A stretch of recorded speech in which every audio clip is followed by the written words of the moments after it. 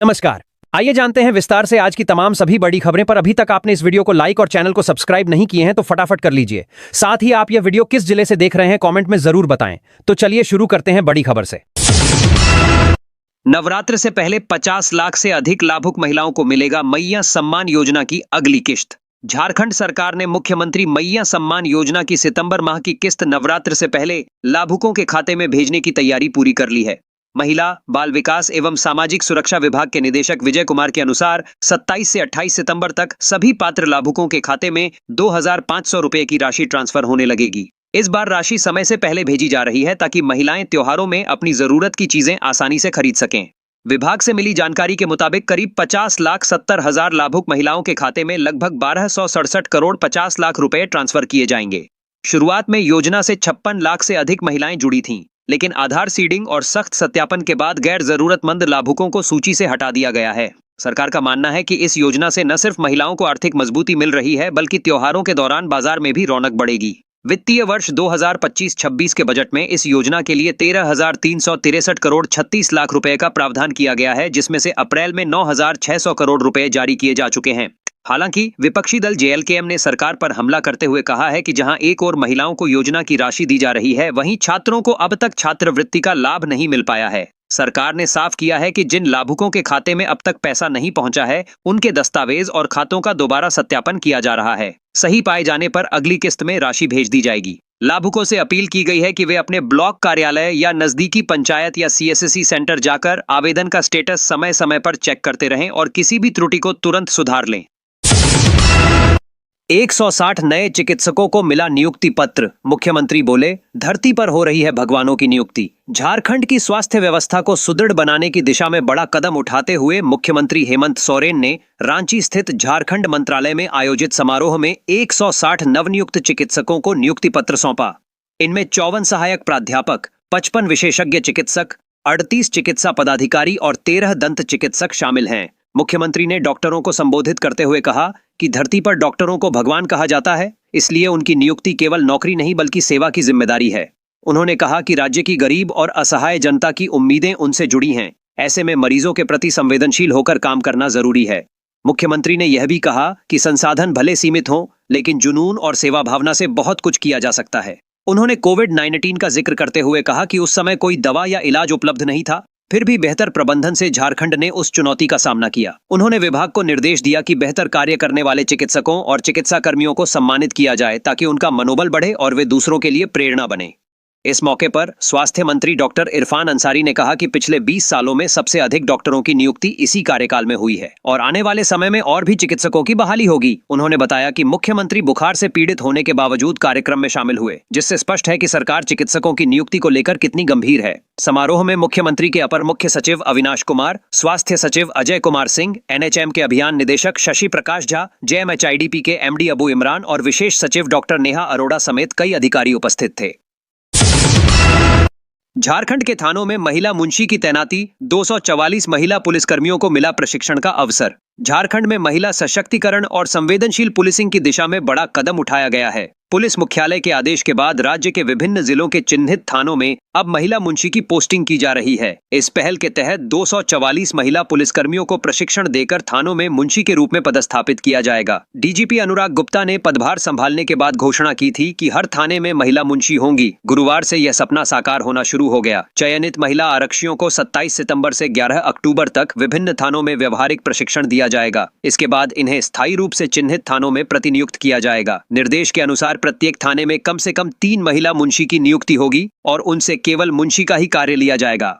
जिन थानों में महिला मुंशी तैनात होंगी, वहां कार्यरत पुरुष मुंशी को अन्यत्र भेज दिया जाएगा। साथ ही महिला मुंशियों के लिए बाथरूम, चेंजिंग रूम और फीडिंग रूम जैसी सुविधाएं भी सुनिश्चित की जाएंगी। महिला मुंशी बनने के लिए 1000 से ज्यादा आवेदन आए थे। आवेदन की शर्तों में 12 से 14 घंटे तक थाने में काम करने की तैयारी, कंप्यूटर का ज्ञान और स्थानीय भाषा की जानकारी अनिवार्य रखी गई थी। चयनित महिला पुलिसकर्मियों ने इन सभी शर्तों को पूरा किया है। डीजीपी ने बताया कि थाने में प्रभारी के बाद सबसे अहम जिम्मेदारी मुंशी की होती है, इसलिए महिला मुंशी की नियुक्ति पुलिसिंग में बड़ा बदलाव साबित होगी। मुख्यमंत्री हेमंत सोरेन ने भी इस योजना पर सहमति दी थी। यह निर्णय महिला पुलिस कॉन्फ्रेंस में लिया गया था। इस कदम से जहां महिला सशक्तिकरण को बढ़ावा मिलेगा, वहीं थानों में आने वाली महिलाओं को भी अधिक सहज और सुरक्षित माहौल प्राप्त होगा। कुर्मी आदिवासी विवाद ने पकड़ा राजनीतिक रंग, डुमरी विधायक जयराम महतो पर निशाना, रामगढ़ रैली के दौरान दिखा हैरान करने वाला नजारा। झारखंड में कुर्मी या कुर्मी को एसटी सूची में शामिल करने की मांग और आदिवासी संगठनों के विरोध के बीच अब सियासत गर्मा गई है। लगातार हो रहे प्रदर्शन और जवाबी विरोध ने इस आंदोलन को नया मोड़ दे दिया है। दोनों समुदायों के बीच टकराव की स्थिति के बीच यह साफ होता जा रहा है कि मामला केवल आंदोलन तक सीमित नहीं है बल्कि राजनीतिक रंग भी पकड़ चुका है। इस विवाद के केंद्र में डुमरी विधायक जयराम महतो आ गए हैं। आदिवासी संगठनों का आरोप है कि कुर्मी आंदोलन के बहाने जयराम महतो पर दबाव बनाया जा रहा है। रामगढ़ में हुए विरोध कार्यक्रम के दौरान सामने आई एक तस्वीर ने तो राजनीतिक हलकों में हलचल मचा दी। इस तस्वीर में एक बाघ को मारते हुए दिखाया गया, जिसे आदिवासी संगठनों की ओर से प्रतीकात्मक तौर पर पेश किया गया। सवाल यह उठने लगा है कि क्या जयराम महतो की बढ़ती लोकप्रियता आदिवासी संगठनों में डर का कारण बन रही है। आदिवासी नेताओं का कहना है कि आदिवासी जन्म से आदिवासी होते हैं, कोई भी बनावटी तौर पर आदिवासी नहीं बन सकता। उनका साफ संदेश है कि जो भी उनके अधिकारों को छीनने की कोशिश करेगा उसे कड़ा जवाब दिया जाएगा। वहीं जेएलकेएम के केंद्रीय प्रवक्ता सुशील मंडल ने पलटवार करते हुए कहा कि कुछ तथाकथित आदिवासी नेता कुर्मी आंदोलन के बहाने जयराम महतो को निशाना बना रहे हैं। उन्होंने कहा कि इस आंदोलन में सुदेश महतो और अन्य दलों के नेता भी शामिल रहे हैं, लेकिन विरोध केवल जयराम महतो के खिलाफ किया जा रहा है। इससे स्पष्ट होता है कि उनकी लोकप्रियता से कुछ राजनीतिक दल घबराए हुए हैं। सुशील मंडल ने आरोप लगाया कि जेएमएम और आजसू जैसे दल राजनीतिक रूप से प्रायोजित विरोध करवा रहे हैं। उन्होंने दावा किया कि असली मूल निवासी आदिवासी अब भी जयराम महतो के साथ हैं और केवल कुछ राजनीतिक हित साधने वाले लोग विरोध कर रहे हैं। मंडल ने कहा कि विधायक के खिलाफ भड़काऊ बयान दिए जा रहे हैं, जो ठीक नहीं है, और इस मामले की जानकारी गृह मंत्रालय को भी दी जाएगी क्योंकि यह सुरक्षा का विषय है। कुर्मी बनाम आदिवासी आंदोलन की आड़ में झारखंड की राजनीति में नया समीकरण बनने के संकेत साफ दिखाई देने लगे हैं। 774 करोड़ से तैयार होगी मंडल डैम परियोजना। 780 परिवार को मिलेंगे 15-15 लाख और 1-1 एकड़ जमीन। 5 दशक से अधूरी उत्तर कोयल नहर परियोजना मंडल डैम को लेकर झारखंड सरकार की कैबिनेट ने बड़ा फैसला लिया है। राज्य सरकार ने उत्तर कोयल नहर परियोजना में शहीद नीलांबर पीतांबर का नाम जोड़ा है। वहीं राज्य कैबिनेट ने परियोजना के लिए 774 करोड़ 55 लाख रुपए मंजूर किए हैं। कैबिनेट ने परियोजना के डूब क्षेत्र में आने वाले 7 गांव के 780 परिवारों के लिए 15-15 लाख मुआवजा और 1-1 एकड़ जमीन देने का निर्णय लिया है। मीडिया ने मई महीने में ही खबर के माध्यम से बताया था कि डूब क्षेत्र में रहने वाले परिवारों को 15-15 लाख नकद एवं 1-1 एकड़ जमीन मिलेगी। उत्तर कोयल नहर परियोजना मंडल डैम में पहली बार राज्य सरकार ने शहीद नीलांबर पीतांबर का नाम जोड़ा है। उत्तर कोयल नहर परियोजना के 2 क्षेत्र में शहीद नीलांबर पीतांबर का गांव चेमो और सान्या भी आता है। अविभाजित बिहार में 1972 में उत्तर कोयल नहर परियोजना की शुरुआत हुई थी। उस दौरान परियोजना की लागत 30 करोड़ रुपए रखी गई थी। 90 के दशक तक परियोजना पर 769 करोड़ रुपए खर्च हुए थे। 2019 में केंद्र सरकार ने 2391 करोड़ रुपए जारी किए थे। बाद में 2023 में केंद्रीय कैबिनेट ने मंडल डैम परियोजना के लिए 500 करोड़ अतिरिक्त मंजूर किए। शहीद नीलांबर पीतांबर उत्तर कोयल नहर परियोजना मंडल डैम परियोजना से बिहार के धान कटोरा माने जाने वाले औरंगाबाद, जहानाबाद, गया में 2,29,793 एकड़, जबकि झारखंड में 49,000 एकड़ जमीन पर सिंचाई की सुविधा उपलब्ध होगी। 5 जनवरी 2019 को प्रधानमंत्री नरेंद्र मोदी ने शहीद नीलांबर पीतांबर उत्तर कोयल नहर परियोजना मंडल डैम के अधूरे कार्य को पूरा करने के लिए आधारशिला रखी थी, जिसे पूरा करने का लक्ष्य 2022 तक रखा गया था। विस्थापितों के मुआवजा, सुरक्षा एवं अन्य वजह से परियोजना का निर्माण कार्य शुरू नहीं हो पाया। बुधवार को राज्य सरकार के कैबिनेट के फैसले के बाद एक बार फिर उम्मीद जगी है कि जल्द ही यह परियोजना पूरी होगी। इस परियोजना को लेकर मुख्य सचिव ने कुछ दिनों पहले हाई लेवल समीक्षा भी की थी। पलामू सांसद विष्णुदयाल राम ने कहा कि परियोजना के नाम में शहीद नीलांबर पीतांबर का नाम जोड़ा गया है, यह अच्छी बात है। योजना की उपलब्धि प्रधानमंत्री नरेंद्र मोदी को देते हैं, क्योंकि उनकी देन से फिर से कार्य शुरू हुआ है, नहीं तो यह परियोजना ठंडे बस्ते में चली गई थी। पूर्व में ही भारत सरकार ने डूब क्षेत्र में रहने वाले 780 परिवारों को 15-15 लाख रुपए मंजूर किए थे। राज्य सरकार की कैबिनेट ने 1-1 एकड़ जमीन भी देने का निर्णय लिया है। सुरक्षा के लिए सीआरपीएफ कैंप भी बनाया जा रहा है। 7-13 में से 12 गेट भी बनकर तैयार हो गया है। शहीद नीलांबर पीतांबर उत्तर कोयल नहर परियोजना मंडल डैम पलामू टाइगर रिजर्व के इलाके में मौजूद है, जबकि डूब क्षेत्र के अंतर्गत आने वाले 7 गांव पलामू टाइगर रिजर्व के कोर एरिया में मौजूद हैं। मंडल डैम की ऊंचाई 367 मीटर है, लेकिन डैम में 325 मीटर ही पानी को स्टोर करने की मंजूरी है। परियोजना के लिए 2020-21 में 3,44,000 पेड़ काटने का प्रस्ताव तैयार किया गया था। पलामू टाइगर रिजर्व की आपत्ति के बाद पेड़ काटने का निर्णय वापस लिया गया था। डूब क्षेत्र में रहने वाले ग्रामीणों को गढ़वा के रंका के विश्रामपुर इलाके में बसाए जाने की योजना है। 90 के दशक में मंडल डैम के निर्माण स्थल पर नक्सलियों का हमला हुआ था। उस दौरान एक कार्यपालक अभियंता की हत्या हुई थी। इस घटना की सीबीआई जांच भी हुई थी। इसी घटना के बाद से परियोजना का निर्माण कार्य बंद हो गया था। यह पूरा इलाका अति नक्सल प्रभावित रहा है, जो बूढ़ा पहाड़ के बेहद करीब है।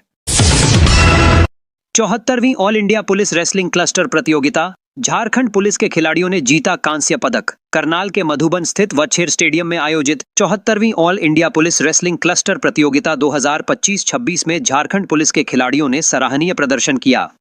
20 से 24 सितंबर तक चली इस राष्ट्रीय स्तर की प्रतियोगिता में देश भर से पुलिस बल के चुनिंदा खिलाड़ी उतरे, जिसमें झारखंड पुलिस के 2 जांबाज खिलाड़ियों ने अपने अपने वजन वर्ग में शानदार खेल दिखाते हुए कांस्य पदक अपने नाम किया। झारखंड पुलिस बल के सिपाही राजू थापा छेत्री यानी 1498 ने 65 किलोग्राम भार वर्ग में दमदार मुकाबले खेले और कठिन परिस्थितियों में भी हार नहीं मानी। उन्होंने शुरुआती राउंड से लेकर क्वार्टर फाइनल तक अपने प्रतिद्वंद्वियों को कड़ी टक्कर दी। सेमीफाइनल में मामूली अंतर से हार का सामना करना पड़ा, लेकिन कांस्य पदक के लिए हुए रिपेचेज मुकाबले में उन्होंने शानदार जीत हासिल की और मेडल पक्का किया।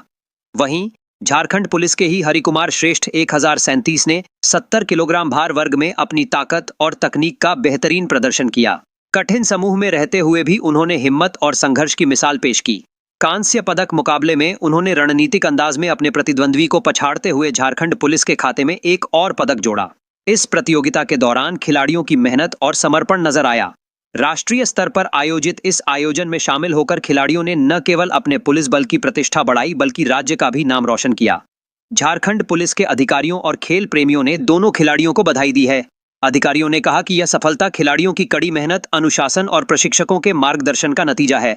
74वीं all India police wrestling cluster प्रतियोगिता देश भर की पुलिस टीमों के बीच खेल भावना और प्रतिस्पर्धा का बड़ा मंच है। इस प्रतियोगिता से उभरने वाले खिलाड़ी भविष्य में अंतर्राष्ट्रीय स्तर तक भी अपनी छाप छोड़ सकते हैं। झारखंड पुलिस की ओर से उम्मीद जताई गई है कि आने वाले वर्षों में और भी खिलाड़ी इस तरह की प्रतियोगिताओं में स्वर्ण और रजत पदक जीतकर राज्य व विभाग का मान बढ़ाएंगे। प्रधानाचार्य पर अश्लील टिप्पणी का आरोप, छात्राओं ने किया हंगामा। धनबाद गोविंदपुर के बरवा पूर्व स्थित पीएम श्री महेंद्र 2 उच्च विद्यालय में गुरुवार को छात्राओं ने प्रधानाचार्य राजेश शर्मा पर अश्लील टिप्पणी करने का आरोप लगाते हुए जमकर हंगामा किया। छात्राओं का आरोप है कि परीक्षा के दौरान विद्यालय में बैठने के लिए प्रधानाचार्य से बेंच टेबल की मांग की गई थी। इस पर प्रधानाचार्य ने कथित रूप से आपत्तिजनक और अश्लील टिप्पणी करते हुए गोदी में बैठाने जैसी बात कही। इससे छात्राओं ने विद्यालय के मुख्य द्वार पर धरना देते हुए प्रधानाचार्य को निलंबित करने की मांग शुरू कर दी। जानकारी मिलते ही बड़ी संख्या में अभिभावक व अन्य छात्र छात्राएं पहुंचे और जमकर हंगामा किया। इस दौरान विद्यालय का माहौल तनावपूर्ण हो गया। यह देख प्रधानाचार्य राजेश शर्मा विद्यालय से चुपके से फरार हो गए। सूचना मिलते ही गोविंदपुर थाना पुलिस मौके पर पहुंची और स्थिति को नियंत्रित किया। पुलिस अधिकारियों ने आक्रोशित भीड़ को शांत कराया। पुलिस ने छात्राओं और अभिभावकों को आश्वासन दिया कि मामले की गंभीरता से जांच कर दोषी पर कार्रवाई की जाएगी। फिलहाल शिक्षा विभाग को पूरे मामले की जानकारी दे दी गई है। वहीं छात्राओं और अभिभावकों ने कहा कि इस तरह के अमर्यादित व्यवहार को किसी भी हाल में बर्दाश्त नहीं किया जाएगा। उन्होंने शिक्षा विभाग और जिला प्रशासन से दोषी प्रधानाचार्य पर निलंबित कर कड़ी कार्रवाई करने की मांग की। इधर गुमला में 3 नक्सलियों का एनकाउंटर, उधर सारंडा में 10 नक्सलियों का सरेंडर। दहशत में है लाल आतंक। झारखंड में नक्सलवाद को खत्म करने का लक्ष्य 2026 रखा गया है। तय लक्ष्य के मुताबिक सुरक्षा बल के जवान कार्रवाई में लगे हैं। सुरक्षा बल के जवानों की बढ़ती दबिश का परिणाम अब दिखने भी लगा है। पलामू और गुमला में जवानों ने नक्सलियों को मुठभेड़ में ढेर कर दिया। इससे खौफ में आए सारंडा के 10 माओवादियों ने हथियार डाल दिया। खुद सभी को आत्मसमर्पण कराने पुलिस महानिदेशक अनुराग गुप्ता चाईबासा पहुंचे और सभी का मुख्यधारा में स्वागत किया। बताया गया कि बीते एक सप्ताह में पलामू और गुमला में जेजेएमपी और टीएसपीसी के नक्सलियों को जवानों ने घेर कर जंगल में ढेर कर दिया। पलामू के मनातू में 5 लाख के इनामी नक्सली को मार गिराया गया। इसके बाद गुमला में जेजेएमपी नक्सल संगठन के 3 उग्रवादियों को जवानों ने जंगल में मार गिराया। दोनों बड़ी उपलब्धियां झारखंड पुलिस के लिए रहीं। दोनों मुठभेड़ों के बाद खुद पुलिस महानिदेशक अनुराग गुप्ता ने अन्य नक्सलियों से अपील की कि आत्मसमर्पण कर दें, नहीं तो हश्र भी इसी तरह का होगा। इस मुठभेड़ के बाद दूसरे ही दिन सारंडा से खबर आई कि 10 कुख्यात नक्सलियों ने आत्मसमर्पण कर दिया। पुलिस महानिदेशक अनुराग गुप्ता के समक्ष चाईबासा पुलिस लाइन में कार्यक्रम आयोजित कर सभी नक्सलियों का स्वागत किया गया। आत्मसमर्पण करने वाले 10 नक्सलियों में 4 महिलाएं भी शामिल हैं। सभी पर अलग अलग थानों में कई मुकदमे दर्ज हैं। पुलिस महानिदेशक अनुराग गुप्ता ने कहा कि सुरक्षा बल के जवानों को लगातार कामयाबी मिल रही है। इसी का नतीजा है कि अब नक्सली आत्मसमर्पण कर रहे हैं। वर्ष 2022 से पश्चिमी सिंहभूम जिले में नक्सलियों के खिलाफ सैकड़ों अभियान चलाए जा चुके हैं। पिछले 3 वर्षों में बड़ी संख्या में नक्सलियों को गिरफ्तार कर जेल भेजा गया है। मुठभेड़ों में 10 से अधिक नक्सली मारे जा चुके हैं। इसके अलावा सुरक्षा बलों ने भारी मात्रा में विस्फोटक, हथियार, गोला बारूद और अन्य सामग्री जब्त करने में भी सफलता हासिल की है। पिछले 3 वर्षों में पुलिस और सुरक्षा बलों द्वारा चलाए गए निरंतर अभियान और दबाव के परिणाम स्वरूप 26 नक्सली राज्य की आत्मसमर्पण नीति का लाभ उठाकर मुख्यधारा में शामिल हो गए हैं। बीते कुछ वर्षों से प्रतिबंधित भाकपा माओवादी का पूर्वी क्षेत्रीय ब्यूरो केंद्रीय समिति के सदस्य मिसिर बेसरा, पतिराम मांझी, असीम मंडल, सुशांत उर्फ अनमोल, मेहनत उर्फ मोचू, अजय महतो उर्फ बुधराम, पिंटू लोहारा, अमित मुंडा, सालुका कायम और सागेन अंगरिया के नेतृत्व में पश्चिमी सिंहभूम कोल्हान क्षेत्र में सक्रिय हैं। इन नक्सलियों पर नकेल कसने के लिए Jharkhand police, Jharkhand Jaguar, cobra और केंद्रीय रिजर्व पुलिस बल ने संयुक्त अभियान दल बनाए हैं और लगातार अभियान चलाकर कार्रवाई कर रहे हैं। 9 चोरों ने मिलकर की थी 1 करोड़ के सोने के आभूषण की चोरी, अब पहुंच गए सलाखों के पीछे। 1 करोड़ रुपए से अधिक मूल्य के जेवर के साथ हजारीबाग पुलिस ने 9 अपराधियों को गिरफ्तार किया है। साथ ही पुलिस ने पकड़े गए युवकों के पास से 2 मोटरसाइकिल, 1 पिस्तौल, 2 जिंदा कारतूस, 131 आभूषण यानी वजन में 1 किलो 100 ग्राम, 25 चांदी के सिक्का और 6 पीस मोबाइल बरामद किया है। इसकी पुष्टि हजारीबाग एसपी अंजनी अंजन ने की है। एसपी ने बताया कि पकड़े गए बदमाशों ने अलग अलग तारीख को कई घरों में चोरी की वारदात को अंजाम दिया था। पुलिस ने अपराधियों के पास से 1 करोड़ से अधिक का सोना बरामद किया है, जो वजन में 1 किलो 100 ग्राम है। एसपी ने बताया कि हजारीबाग के मुफस्सिल थाना क्षेत्र में 13 सितंबर को अन्नदाता मल्लिक के घर घुसकर अज्ञात अपराधियों ने डकैती की घटना पर अंजाम दिया था, जिसमें 8 की संख्या में अपराधियों ने 80 लाख रुपए के गहने पर हाथ साफ किया था। इस मामले को लेकर थाने में प्राथमिकी दर्ज की गई थी। घटना की गंभीरता को देखते हुए एसआईटी गठित की गई थी। एसआईटी ने जांच के क्रम में यह सफलता प्राप्त की है। हजारीबाग एसपी अंजनी अंजन ने बताया कि बीती रात गुप्त सूचना मिली थी कि कुछ अपराधी हत्यारी जंगल में मौजूद हैं और किसी आपराधिक घटना को अंजाम देने की फिराक में हैं। सूचना के सत्यापन के बाद पुलिस टीम ने छापेमारी कर मौके से 9 अपराधियों को गिरफ्तार कर लिया। सबसे पहले पुलिस की टीम ने 4 अपराधी रणवीर कुमार सिंह उर्फ छोटू उर्फ जोकर, सन्नी कुमार, राहुल कुमार, विपुल कुमार को जंगल से गिरफ्तार किया। साथ ही उनके पास से लुटे गए जेवर और एक पिस्तौल बरामद किया। उसके बाद रणवीर कुमार सिंह उर्फ जोकर की निशानदेही पर पुलिस ने कांड में संलिप्त राजेश कुमार, सुरेंद्र उरांव, विपिन कुमार सिंह, रवि राय और दिनेश कुमार को गिरफ्तार किया। साथ ही लूट के जेवर भी बरामद किए हैं। एसपी ने बताया कि पकड़े गए रणवीर कुमार सिंह उर्फ छोटू उर्फ जोकर के ऊपर पूर्व से अलग अलग थाने में 7 मामले दर्ज हैं। वहीं अन्य अपराधियों के खिलाफ भी विभिन्न स्थानों में केस दर्ज हैं। रांची के सैनिक बाजार में बनेगा बड़ा शॉपिंग मॉल, ये होगा आकर्षण का केंद्र। राजधानी की हृदय स्थली में मौजूद सैनिक बाजार में नया भव्य मॉल बनेगा। नगर विकास एवं आवास विभाग के मंत्री सुदिव्य कुमार के निर्देश पर गुरुवार को नगर विकास एवं आवास विभाग के कार्यालय में परामर्शी मास एंड वाइड ने मॉल की डिजाइन का प्रस्तुतिकरण किया। इसमें मामूली संशोधनों के साथ प्रधान सचिव सुनील कुमार ने फाइनल डिजाइन जल्द बनाकर प्रस्तुत करने का निर्देश दिया। यह मार्केटिंग कॉम्प्लेक्स पीपीपी मोड पर बनेगा। इसके निर्माण में राज्य सरकार की कोई राशि नहीं खर्च होगी। खास बात है कि पहले से जो लोग व्यवसाय कर रहे हैं उन्हें विस्थापित नहीं किया जाएगा। मॉल बनने के बाद सबसे पहले योग्य दुकानदारों को शिफ्ट किया जाएगा। परामर्शी मास एंड वाइड के प्रमुख प्रणव कुमार ने प्रधान सचिव के समक्ष डिजाइन दिखाते हुए बताया कि आगे और पीछे 2 भवन बनाए जाएंगे, जिसका मुख्य आकर्षण ट्विन टॉवर रहेगा जो 11 मंजिला बनेगा। यहाँ कुल 9 लाख वर्ग फीट में कॉम्प्लेक्स बनेगा, जिसमें मार्केटिंग सह ऑफिस का बिल्डअप एरिया 6 लाख वर्ग फीट होगा। इसमें 3 लाख वर्ग फीट का 2 बेसमेंट बनेगा, जहां 700 से अधिक वाहनों के पार्किंग की व्यवस्था रहेगी। निचले तल यानी लोअर ग्राउंड फ्लोर पर शॉपिंग मॉल और मार्केटिंग कॉम्प्लेक्स बनेगा। यह अगले भवन का हिस्सा होगा। इसके अलावा अगले हिस्से में ही G+5 मंजिला भवन बनेगा। इस 5 मंजिले भवन में ग्राउंड फ्लोर पर शॉपिंग पोडियम यानी कियोस्क और छोटे खुले दुकान बनाए जाएंगे। अगले हिस्से का भवन G+5 होगा, जिसमें लगभग 6 multiplex, gaming zone, food court और शोरूम का प्रावधान रहेगा। इस प्रस्तावित मॉल के पिछले हिस्से में मिश्रित उपयोगिता वाला ट्विन टॉवर बनेगा, जिसमें खुदरा व्यवसाय के साथ मनोरंजन और वर्कशॉप सह कार्यशाला भी बनाया जाएगा, जो शहरी नागरिकों की जरूरतों को पूरा करेगा। झामुमो की बिहार इकाई का हेमंत सोरेन से विधानसभा सीटों को लेकर आग्रह। अब क्या होगा केंद्रीय अध्यक्ष का रुख? बिहार विधानसभा चुनाव 2025 को लेकर चुनावी हलचल बिहार में तेज है, तो झारखंड की राजधानी रांची में भी इस बात के कयास लगाए जा रहे हैं कि झारखंड की सत्तारूढ़ और सबसे बड़ी पार्टी झारखंड मुक्ति मोर्चा का बिहार चुनाव में क्या रुख रहेगा। बिहार चुनाव को लेकर झारखंड मुक्ति मोर्चा की बिहार इकाई ने 2 महीने पहले ही केंद्रीय अध्यक्ष हेमंत सोरेन को 14 विधानसभा सीटों की सूची सौंपकर इन सभी सीटों पर दावेदारी करने का आग्रह किया था। ऐसे में अब जब बिहार में इंडिया ब्लॉक के अंदर सीट शेयरिंग का फॉर्मूला क्या होगा, इसकी चर्चा तेज हो गई है। झामुमो के केंद्रीय कार्यकारिणी सदस्य और बिहार प्रभारी पटवारी हांसदा ने पार्टी के केंद्रीय अध्यक्ष हेमंत सोरेन को जो चिट्ठी भेजी है, उसमें बिहार की जिन 14 विधानसभा सीटों का जिक्र है, उनमें पूर्णिया जिले की 2, कटिहार जिले की 3, बांका जिले की 2 और अररिया, किशनगंज, भागलपुर, मुंगेर, जमुई, मधेपुरा और सुपौल जिले की एक सीट शामिल है। बिहार विधानसभा चुनाव 2025 में झारखंड मुक्ति मोर्चा की ओर 14 सीटों की मांग पर झारखंड राजद की उपाध्यक्ष अनिता यादव ने कहा कि सीट शेयरिंग में किसकी कितनी भागीदारी होगी, इसका फैसला शीर्ष नेतृत्व करेगा। वैसे सभी राजनीतिक दलों को ज्यादा सीटें मांगने का अधिकार है।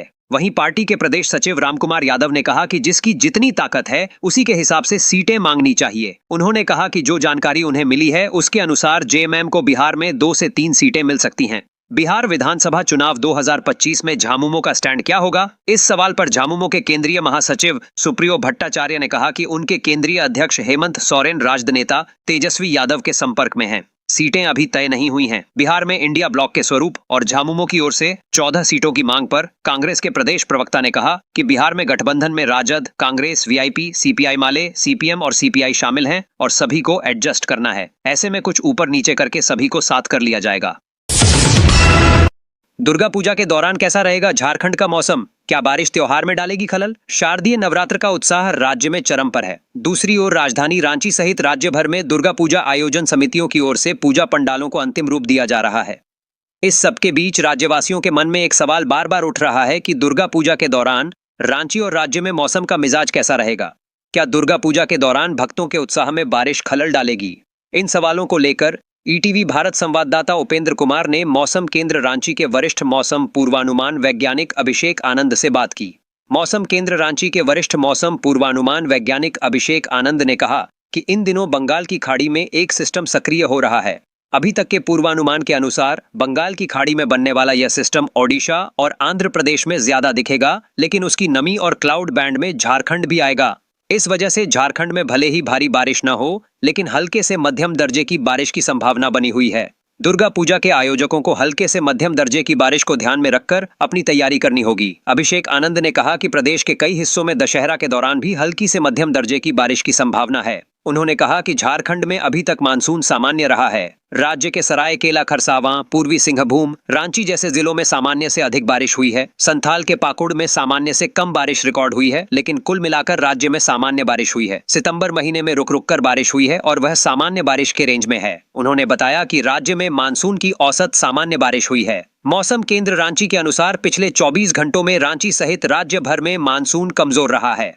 इस दौरान सर्वाधिक 21 मिलीमीटर बारिश पश्चिमी सिंहभूम के मंझारी में रिकॉर्ड हुआ है, जबकि मंझगांव में 17.7 मिलीमीटर, टाटनगर में 15.2 मिलीमीटर, हाट गम्हरिया में 12.8 मिलीमीटर, कांके में 12.2 मिलीमीटर, रांची में 11.6 मिलीमीटर, नामकुम में 11.3 मिलीमीटर, गोला में 11 मिलीमीटर और मनोहरपुर में 10.8 मिलीमीटर बारिश हुई है। इस दौरान राज्य का अधिकतम तापमान गोड्डा में 34.6 डिग्री सेल्सियस और न्यूनतम तापमान लातेहार में 21.2 डिग्री सेल्सियस रिकॉर्ड हुआ है। तो ये थी आज की कुछ मुख्य बड़ी खबरें। जुड़े रहे इस चैनल के साथ। ऐसे ही आपको इस चैनल के माध्यम से झारखंड की तमाम छोटी बड़ी खबरों का अपडेट मिलता रहेगा। जोहार।